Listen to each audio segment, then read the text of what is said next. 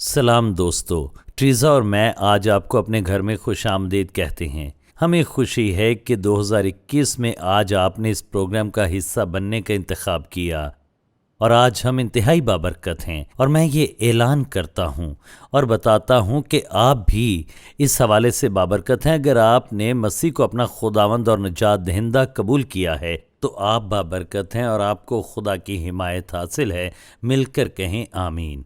और हम ईमान रखते हैं कि अगले चंद लम्हात में हम आपके साथ चंद सच्चाइयों की शराकत करने वाले हैं, लेकिन इससे पहले कि हम आगे बढ़ें, ट्रीज़ा आपके साथ कुछ बात करना चाहती हैं।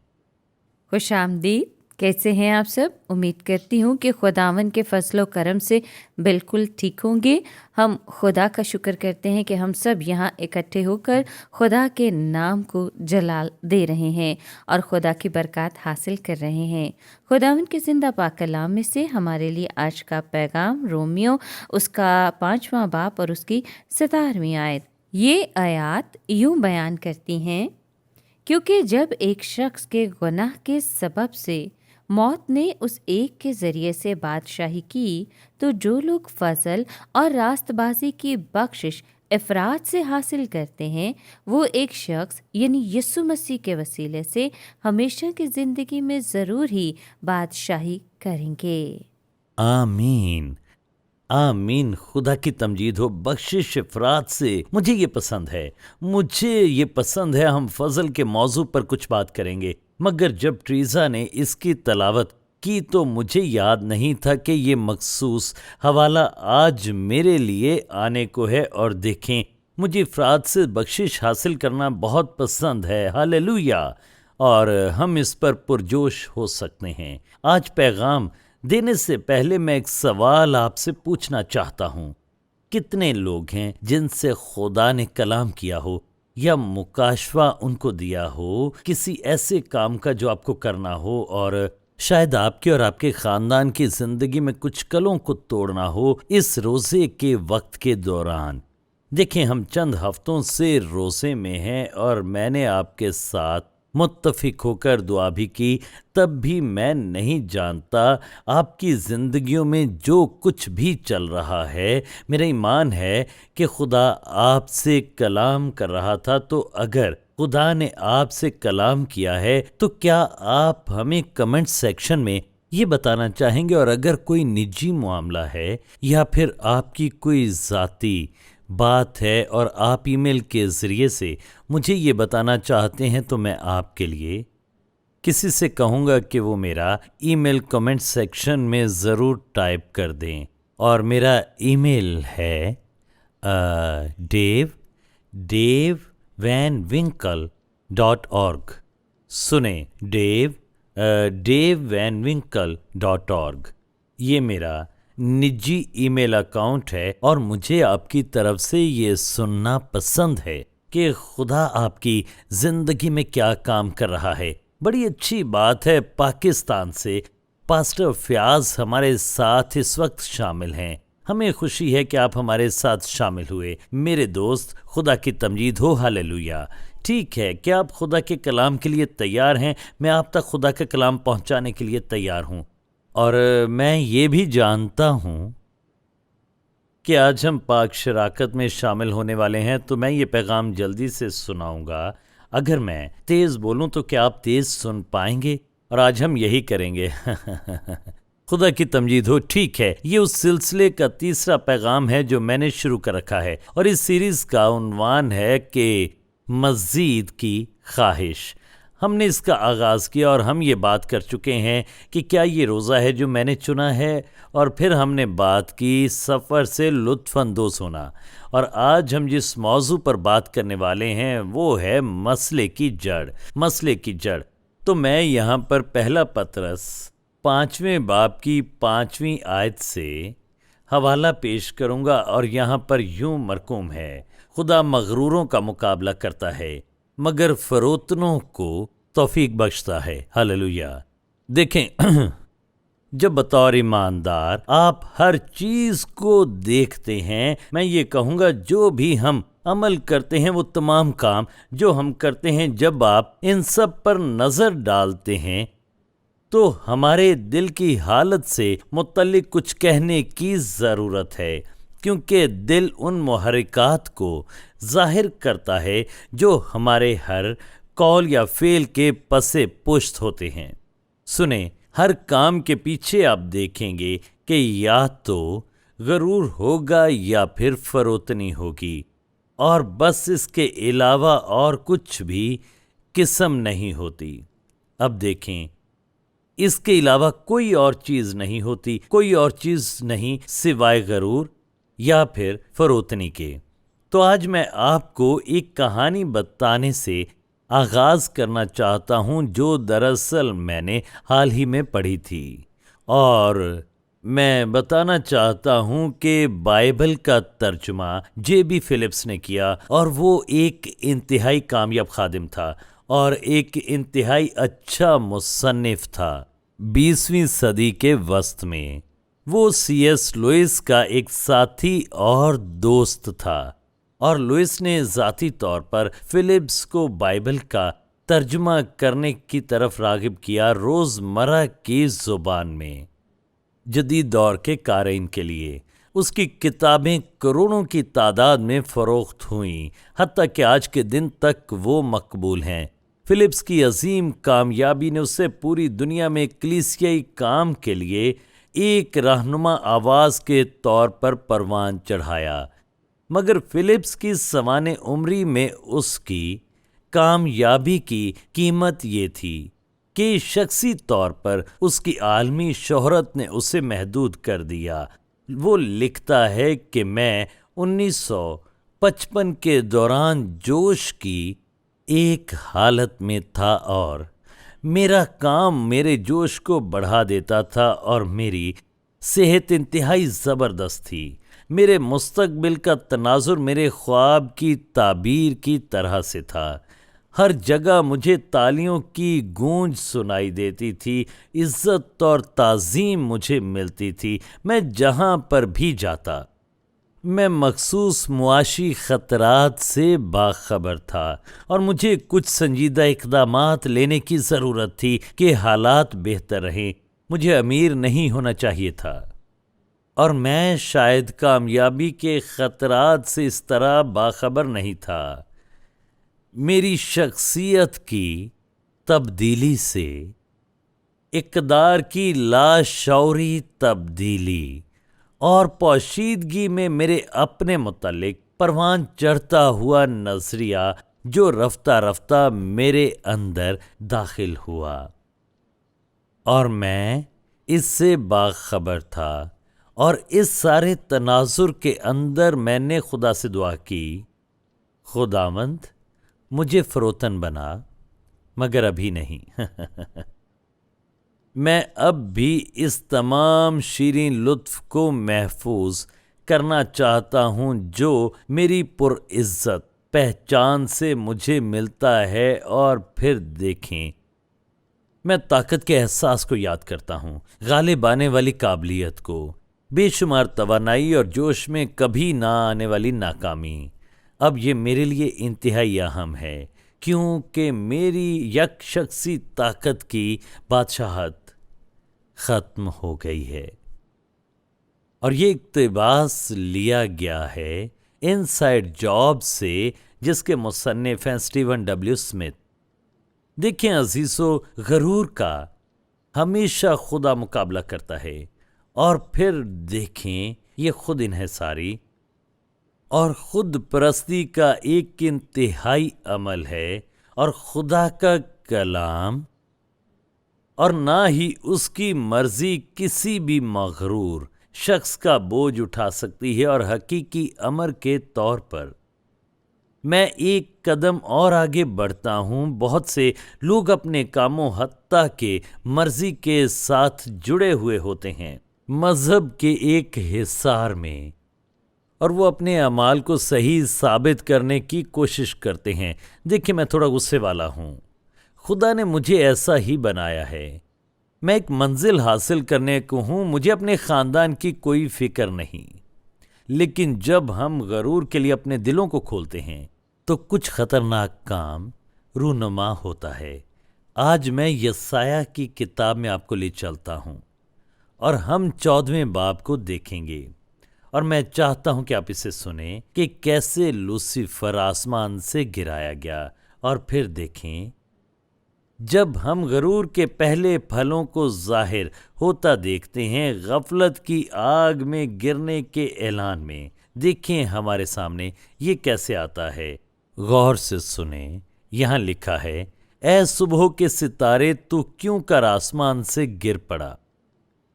یسایہ کہتا ہے تو اپنے دل میں کہتا تھا، یہ انتہائی اہم ہے، تو اپنے دل میں کہتا تھا۔ ہمارے دلوں میں یقیناً خدا کو موجود ہونا چاہیے، ہمارے دلوں میں غرور کا بسیرا نہیں ہونا چاہیے، بلکہ یہ فروتنی کے ساتھ بھرا ہونا چاہیے تاکہ ہم غالب آ سکیں اور ہم غالب آنے والے ایماندار بن سکیں۔ اب ذرا غور سے سنیں، یہاں کیا لکھا ہے۔ وہ کہتا تھا، میں آسمان پر چڑھ جاؤں گا، میں اپنے تخت کو میں اپنے تخت کو خدا کے ستاروں سے بھی اونچا کروں گا۔ پھر لکھا ہے، اور میں شمالی اطراف کے پہاڑ پر بیٹھوں گا، میں بادلوں سے بھی اوپر چڑھ جاؤں گا، میں خدا تعالیٰ کی مانند ہوں گا۔ یسایہ 14ویں باب کی 13ویں اور 14ویں آیت۔ شاید اب آپ سمجھ سکتے ہیں کیوں روح القدس نے پطرس رسول سے یہ لکھوایا کہ خدا مغروروں کا مقابلہ کرتا ہے، کیونکہ اس نے ان خطرناک نتائج کو دیکھا تھا جو تب برآمد ہوئے جب لوسیفر نے غرور کو اپنے دل میں آنے کی اجازت دی۔ تو خدا نہیں چاہتا کہ ہم بھی اسی طرح پستی میں گرائے جائیں۔ وہ ہمیں تعلیم دینے کے وسیلے سے بچانا چاہتا ہے کہ غرور کے محرک اور فروتنی میں کیا فرق ہے۔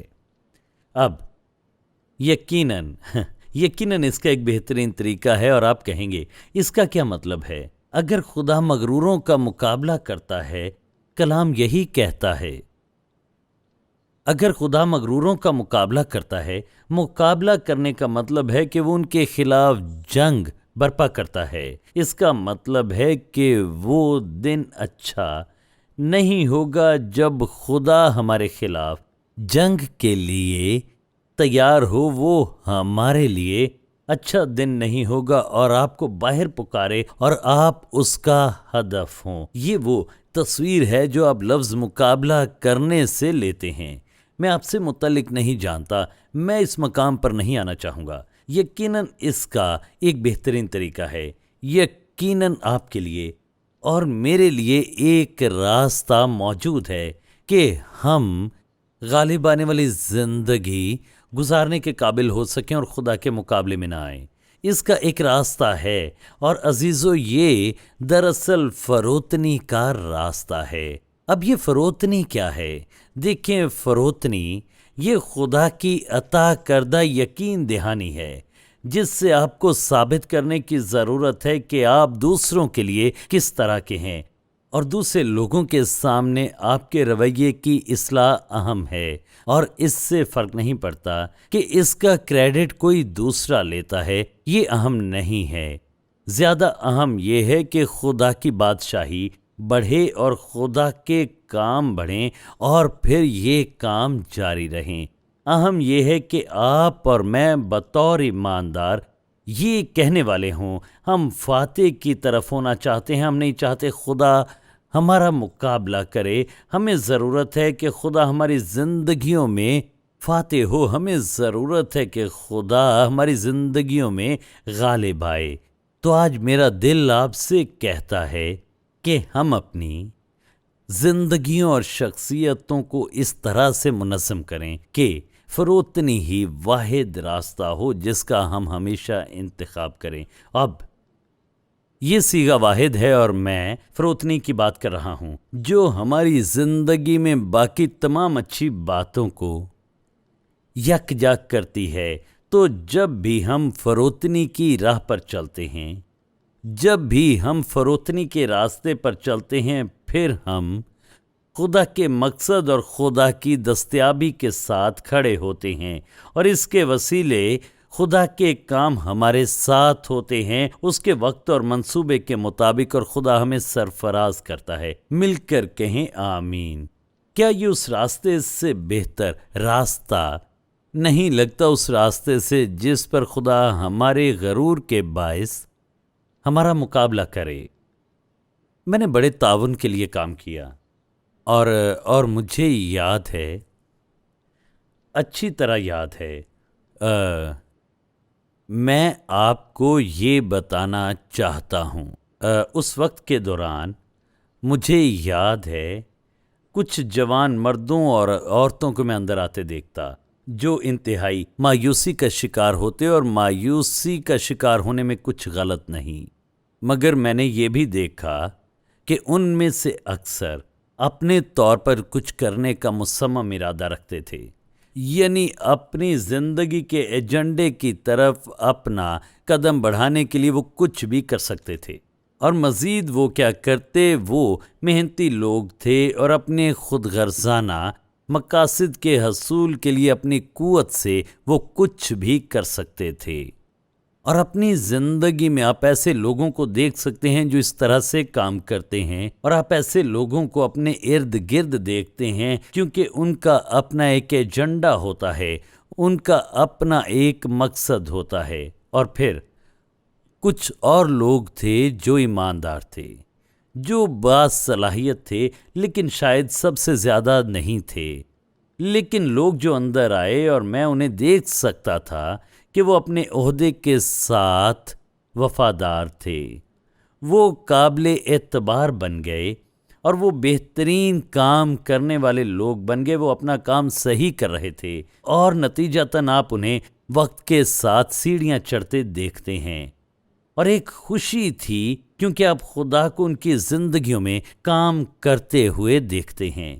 اور آج میں آپ سے یہ کہہ رہا ہوں کہ خدا کے ساتھ فروتنی کے ساتھ متفق ہونا اس مقام پر ہونے سے کہیں بہتر ہے جہاں آپ کو ہمیشہ خطرہ ہو کہ کوئی آپ کو باہر نکال دے گا، کیونکہ آپ کے پاس خدا کے ساتھ کام کرنے کا ذہنی سکون نہیں، آپ اس مزاحمت کو محسوس کرتے ہیں جو خدا لاتا ہے۔ تو مغرور شخص ہمیشہ خدا کے مد مقابل آتا ہے، جبکہ فروتن شخص خدا کے ساتھ متفق ہوتا ہے۔ خدا ان کے مخالف ہوتا ہے جو اپنی زندگی میں خدا کی مرضی کے خلاف چلتے ہیں، اور وہ ان کو قوت دیتا ہے جو اپنی زندگی میں اس کی مرضی کو اپناتے ہیں۔ یہ انتہائی اچھا لگتا ہے، یعنی خدا مغرور کا مقابلہ کرتا ہے اور فروتنوں پر اس کا فضل ہوتا ہے۔ غرور کی بجائے فروتنی کا انتخاب کریں اور خدا آپ کی زندگی کو فضل سے بھر دے گا۔ ہاللیلویا۔ اب فضل کے پیمانے کی طرف بڑھتے ہیں۔ افسیوں 4 باب کی 7ویں آیت غور سے سنیں۔ اور ہم میں سے ہر ایک پر مسیح کی بخشش کے اندازے کے موافق فضل ہوا ہے۔ اور ہم نے سیکھا کہ خدا کا فضل فروتنوں پر ہوتا ہے، اور ہم پہلے اس پر بات کر چکے ہیں۔ تو یہ فضل سے متعلق دلچسپ سوال پیدا کرتا ہے۔ اگر فضل کی تعریف خدا کی غیر مشروط حمایت ہے تو پھر خدا صرف یہ فروتنوں پر ہی کیوں کرتا ہے؟ وہ مغرور کو کیوں یہ نہیں دیتا؟ خیر، میں کچھ سوالات آج پوچھنا چاہتا ہوں تاکہ آپ اس پر غور کریں۔ نہ صرف خدا فضل دیتے ہوئے مغرور اور فروتن کے مابین امتیاز کرتا ہے، بلکہ پولس کہتا ہے افسیوں کے نام خط میں کہ ہم پر ایک پیمانے کے مطابق فضل ہوا ہے۔ دیکھیں، یہ آسمان سے نیاگرا فال کی طرح نہیں آتا کہ ہر کوئی جو اس کے نیچے آئے وہ اس فضل کے نزول کو حاصل کر سکے۔ نہیں، اس پر کسی قسم کی غلطی میں نہ رہیں۔ میں خدا کا خادم ہوتے ہوئے اس پر بات کرتا ہوں، اور وہ پہلے سے ہی سب کچھ جانتا ہے۔ ہم جانتے ہیں جب نجات کے لیے فضل کی بات آتی ہے تو ہم میں سے کوئی بھی خدا کے فضل یا اس کی حمایت کا حقدار نہیں۔ نہ ہمارے پاس اتنا علم ہے، نہ اس قابل ہیں کہ یہاں سے آگے بڑھ سکیں۔ آپ کا آغاز یہیں سے ہوتا ہے، آپ فضل سے بچائے گئے۔ میں بات کر رہا ہوں کہ آپ ہر روز خدا کے لیے کیسے زندگی گزارتے ہیں۔ میں بات کر رہا ہوں کہ ہم خدا کا فضل کیسے حاصل کرتے ہیں زندگی کے طوفانوں میں۔ زندگی کی آزمائشوں میں جن میں سے ہم خدا کی مرضی، اس کے مقصد اور منصوبے کے تحت گزرتے ہیں، اور میں ایمان رکھتا ہوں کہ ہماری ضرورت کے مطابق وہ ہمیں یہ دیتا ہے ان تمام حالات میں سے گزرنے کے لیے۔ اور دیکھیں، میں پہلے یہ بتا چکا ہوں کہ چند سال پہلے مجھے اپنی ٹانگ سے محروم ہونا پڑا، اور یہ ایک بلڈ کلاٹ کی وجہ سے ہوا۔ میں بتانا چاہتا ہوں خدا نے میری زندگی میں کام کیا۔ میں 44 سال سے انجیل کی بشارت دے رہا ہوں، اور میں بتانا چاہتا ہوں کہ یہ برازیل جارجیا میڈیکل سینٹر میں وہ لمحہ تھا جب مجھے یہ بتایا گیا کہ آپ کی ٹانگ کاٹنی پڑے گی۔ تب اضافی فضل درکار تھا، اور فضل کا اضافی پیمانہ درکار تھا۔ میرے الفاظ اندر ہی گھٹ رہے تھے اور میرا مستقبل تاریک ہو رہا تھا۔ وہ اس لوتھڑے کی بات کر رہے تھے اور باقی تمام باتیں کر رہے تھے۔ خدا کے فضل نے مجھے اس میں سے گزارا، اور میں آج آپ کو ایک عوامی طور پر گواہی دینا چاہتا ہوں کہ آج میں پہلے سے بہتر شخص اور بہتر ایماندار ہوں اس تجربے کی وجہ سے۔ آپ کہیں گے ڈیو، آپ کہتے ہیں کہ ٹانگ کھونے کے بعد آپ خدا کے قریب آئے اور آپ نے یہ فضل پایا۔ میں یہ نہیں کہہ رہا، میں آپ سے کہہ رہا ہوں کہ آپ زندگی میں جیسے بھی حالات سے گزریں، ایمان میں غالب آنے والے بننے کے لیے، خدا کے ساتھ چلنے کے لیے، خدا سے بات کرنے کے لیے، اس کی مرضی جاننے کے لیے، تو اس میں سے گزرنے کے لیے آپ کو خدا کا فضل درکار ہوتا ہے، کیونکہ اسی طرح خدا ہم میں اپنے مقصد اور منزل کی تکمیل کرنا چاہتا ہے۔ مل کر کہیں آمین۔ میں نہیں جانتا خدا کے فضل کے بغیر میں کہاں پر ہوتا۔ میں خدا کے فضل کا شکر گزار ہوں۔ اس لیے میں فروتنی میں چلنے کی بہترین کوشش کرتا ہوں، کیونکہ میں نہیں چاہتا کہ خدا میرا مقابلہ کرے۔ آمین۔ اور عزیزو، میں بتانا چاہتا ہوں، میں شیخی باز ہونے کی کوشش نہیں کر رہا، میں تعلیم دینے کی کوشش کرتا ہوں، آپ کو سمجھانے کی کوشش کرتا ہوں کہ جب بھی آپ زندگی کی آزمائشوں سے گزریں اور دشمن آئے اور وہ آپ کو ہر طرح کی رکاوٹوں اور مشکلات سے بہا لے جانا چاہے، تو میں کہوں گا ذرا ایک منٹ رکو۔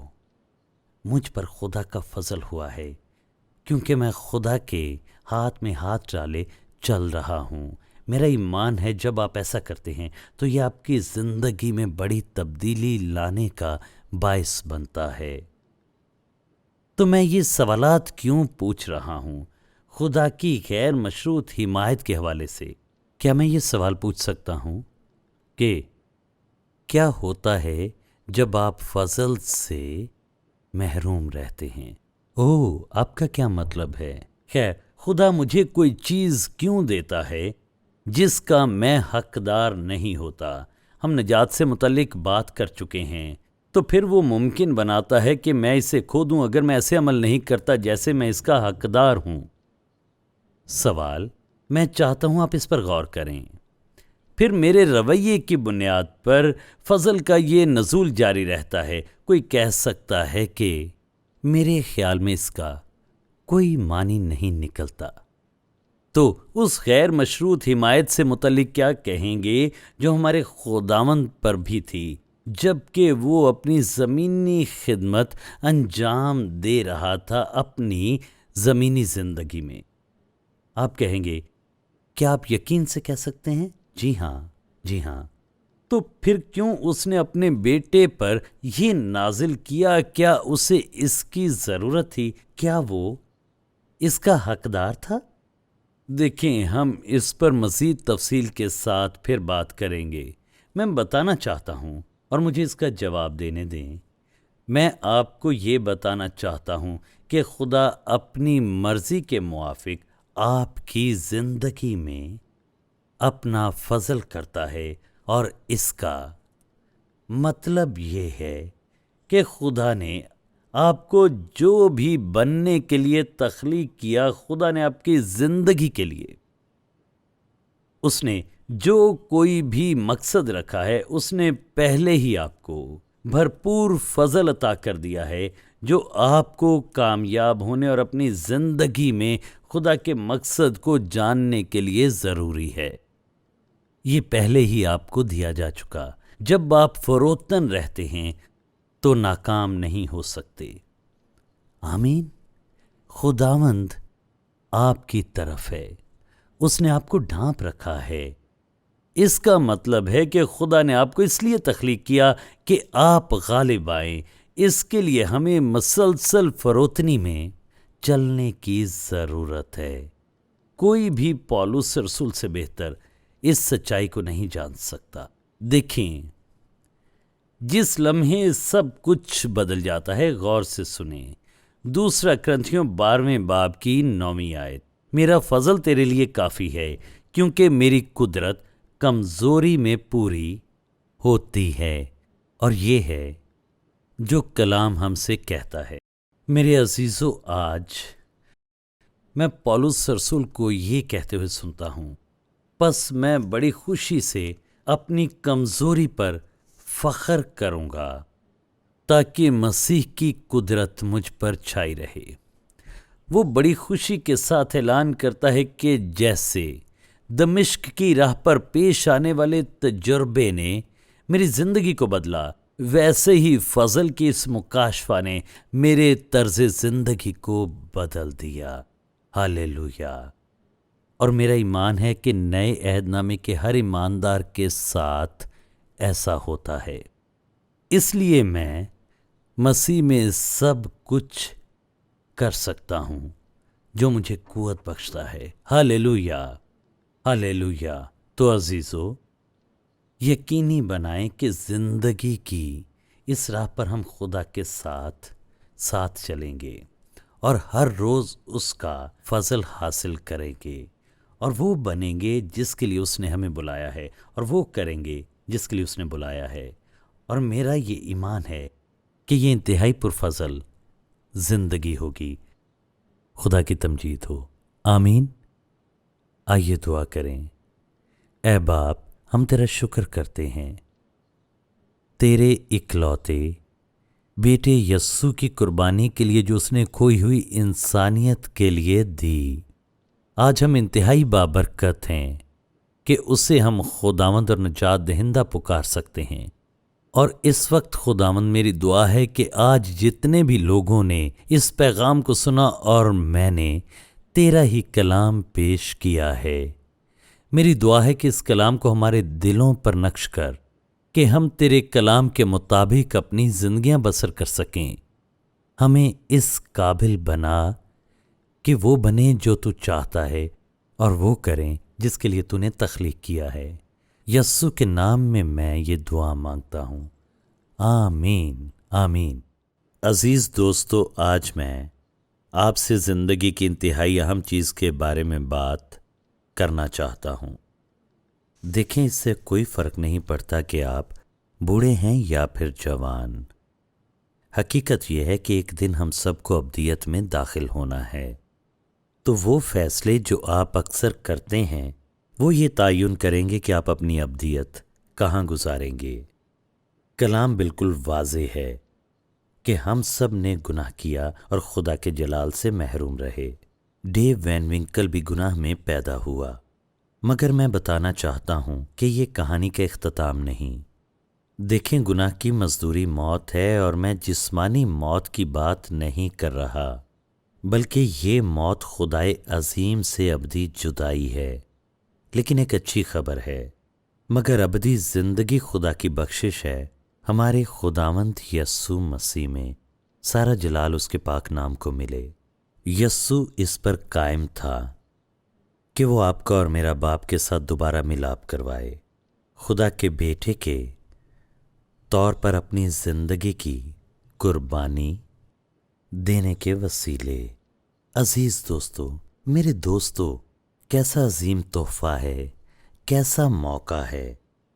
تو وہ چاہتا ہے کہ آپ اور میں کلوری کی صلیب کے پاس آئیں، مسیح کو خداوند اور نجات دہندہ کے طور پر قبول کریں، اور وہ آپ کے پیدا ہونے سے طویل عرصہ پہلے ہمارے ساتھ اپنی محبت کا اظہار کر چکا۔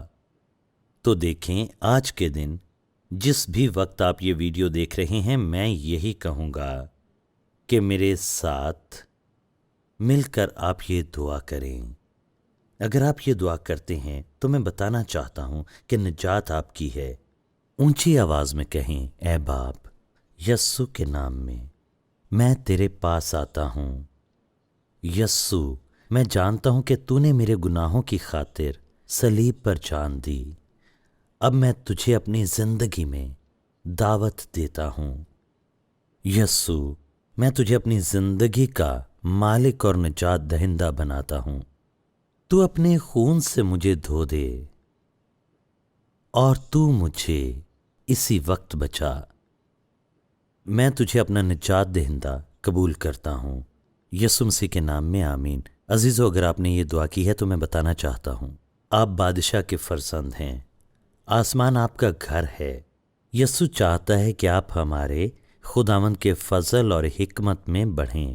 بائبل کا مطالعہ کریں، یوحنا کی انجیل سے آغاز کریں، بلا ناغہ دعا کریں اور خدا کو اپنے دل سے کلام کرنے دیں۔ یسوع کے نام میں مانگتے ہیں، آمین۔